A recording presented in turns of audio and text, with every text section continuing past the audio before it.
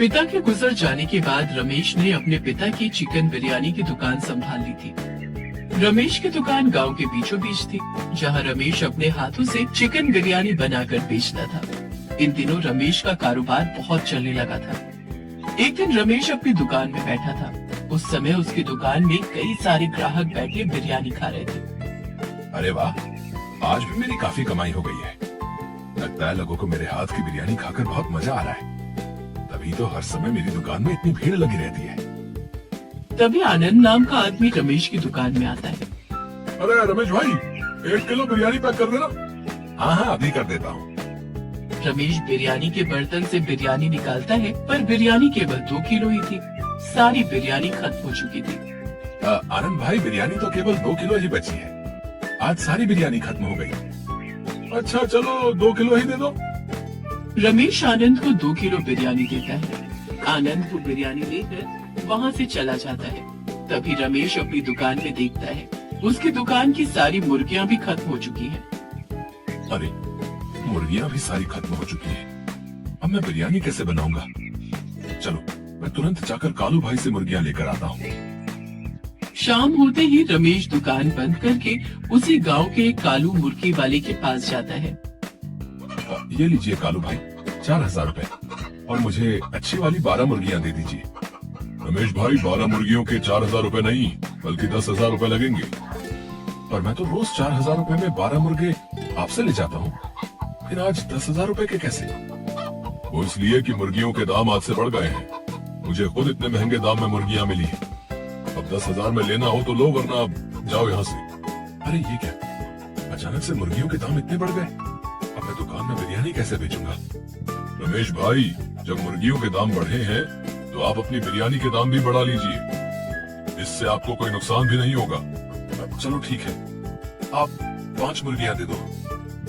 रमेश 5 मुर्गियाँ खरीद कर अपने घर आता है।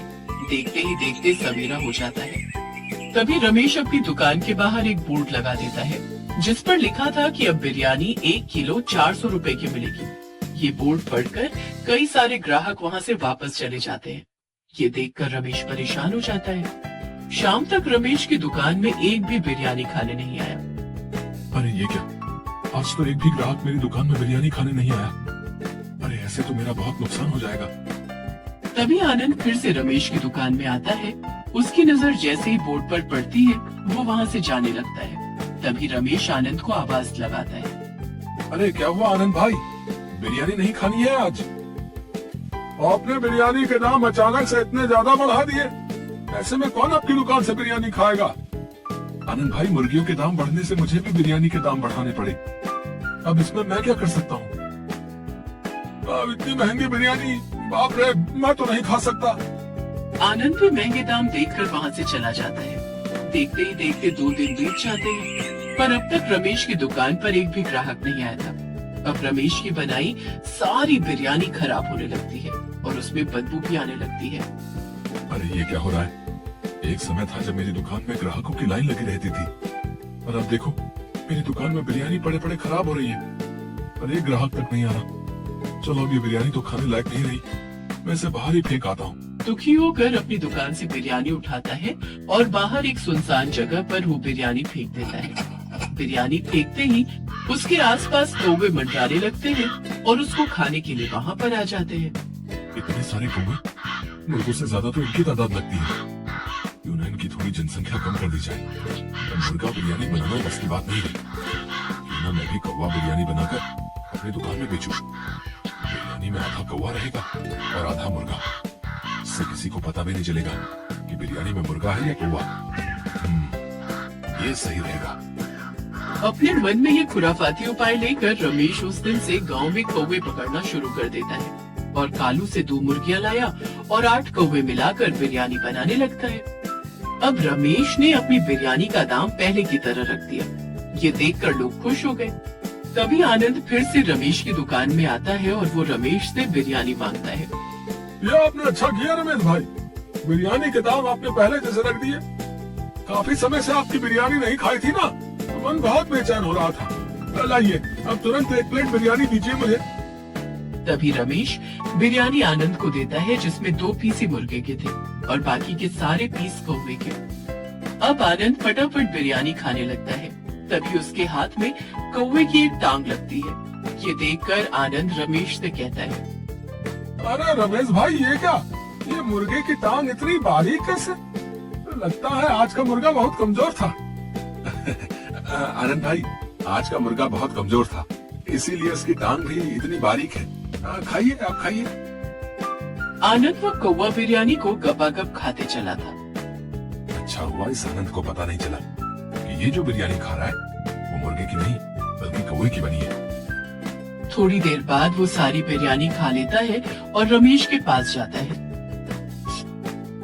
वाह, बिरयानी तो बहुत ही बढ़िया थी भैया। ये लीजिए रमेश भाई, आपके पैसे। काऊ, काऊ। अरे ये कौवे की आवाज कैसे निकल रही है रमेश भाई? अरे बाप रे, इसके गले से तो कौवे की आवाज निकल रही है। कहीं ये कौवा बिरयानी खाने से तो नहीं हुआ? काऊ, काऊ। अरे ये क्या खिला दिया मुझे? ये कौवे की आवाज कहाँ से आ रही भैया? अरे मैंने तो आपको चिकन बिरयानी खिलाई थी आनंद भाई। काऊ, काऊ। अरे तो कौवे की काऊ काऊ आवाज कहाँ से आ रही है भैया? आनंद जैसे जैसे बातें कर रहा था, बीच बीच में उसके मुंह से कौवे की आवाज आ रही थी। ये देखकर आनंद बहुत परेशान हो जाता है और वो अपनी पत्नी सुजाता के पास घर जाता है। सुजाता आनंद के मुंह से कौवे की आवाज सुनकर हैरान हो जाती है। अरे क्या कौवा निकल के आ गए क्या? ये आपके मुंह से कौवे की आवाज कैसे आ रही है? अरे जब से मैंने वो काऊ काऊ रमेश की बिरयानी खाई है, काऊ, तब से मेरे मुंह से कौवे की आवाज निकल रही है। काऊ काऊ। क्या ऐसा क्या खिला दिया आपको उस रमेश ने? चलिए मेरे साथ। सुजाता आनंद को लेकर रमेश की दुकान पर जाती है। उस समय रमेश की दुकान में कई सारे लोग बड़े मजे से कौवा बिरयानी खा रहे थे। रमेश भाई, मेरे पति को क्या खिला दिया आपने? सुजाता की आवाज सुनकर रमेश की दुकान में बैठे सारे लोग सुजाता की ओर देखने लगते हैं। जब से मेरे पति आपकी दुकान से बिरयानी खाकर गए हैं, तब से इनकी आवाज कौवे की तरह निकल रही है। ऐसा लग रहा है कि आपने कौवा बिरयानी बनाकर खिला दिया। क्या हुआ बहन जी? वहाँ बैठे सभी लोग सुजाता की ये बात सुनकर खाते खाते अपने हाथ रोक देते हैं। तभी एक कुलदीप नाम का आदमी हैरान हो जाता है। अरे बाप रे, इसका मतलब जिसे मैं इतनी देर से चिकन बिरयानी समझकर खा रहा था वो कौवा बिरयानी है। ये क्या बोले जा रही हो आप बहन जी? कौवे की बिरयानी कोई बनाता है क्या? मेरी दुकान में केवल चिकन की बिरयानी बनती है। तभी कुलदीप दौड़ता हुआ रमेश के पास जाता है। वो जैसे ही रमेश से बात करता है, तभी उसकी आवाज भी कौवे की तरह निकलने लगती है। काऊ काऊ। अरे मेरी आवाज कौवे की तरह काऊ काऊ कैसे निकल रही है? कुलदीप की आवाज सुनकर वहाँ बैठे सारे लोग हैरान हो जाते हैं। तभी एक यश नाम का व्यक्ति रमेश की गर्दन पकड़ लेता है। अरे ये क्या खिला दिया तूने हमें चिकन बिरयानी कहकर? वहाँ जितने भी लोगों ने कौवा बिरयानी खाई थी, उन सभी के मुंह से कौवे की आवाज निकल रही थी और वो सब गुस्से में आकर रमेश को मारने जाते हैं। ये देखकर रमेश वहाँ से भाग जाता है। काऊ काऊ। सुजाता, मुझे डॉक्टर के पास लेके चलो। काऊ काऊ। हाँ हाँ, चलो आनंद, अब डॉक्टर ही आपके गले से कौवे को बाहर निकाल सकते हैं। सुजाता आनंद को लेकर डॉक्टर के पास जाती है। उस डॉक्टर के पास सुबह से कोई पेशेंट नहीं आया था। अरे वाह, चलो कोई पेशेंट तो आया। अरे डॉक्टर साहब, मेरे पति को देखिए ना। अरे जब से इन्होंने कौवा बिरयानी खाई है, तब से इनकी आवाज कौवे की तरह निकल रही है। क्या कौवा बिरयानी खा ली? क्या भाई साहब, लोग चिकन बिरयानी खाते हैं, मटन बिरयानी खाते हैं, और आप कहाँ से कौवा बिरयानी खाए? वैसे कैसी बनी थी कौवा बिरयानी? खाने में कैसी लग रही थी? स्वाद कैसा था? अच्छा था या बहुत अच्छा? अरे सुजाता, काऊ काऊ, ये कैसे डॉक्टर के पास लेके आ गई तुम मुझे? काऊ काऊ। आपकी आवाज तो पूरी कौवे की तरह निकल रही है। ऐसा लग रहा है कि मैं किसी कौवे से बात कर रहा हूँ।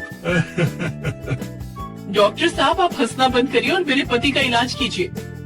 चलो अपना मुंह खोलो। थोड़ा सा और बड़ा मुंह खोलो। अरे काऊ काऊ, अब क्या मुंह के अंदर बैठ जाएंगे क्या? काऊ काऊ। बाप रे बाप, क्या हुआ डॉक्टर साहब? इनके गले में तो कौवा अटका हुआ है। क्या? कौवा कहाँ से आ गया? अब कौवा बिरयानी खाई है तो कौवा ही आएगा ना, चिड़िया तो नहीं आएगी। अरे तो इनका इलाज करिए ना।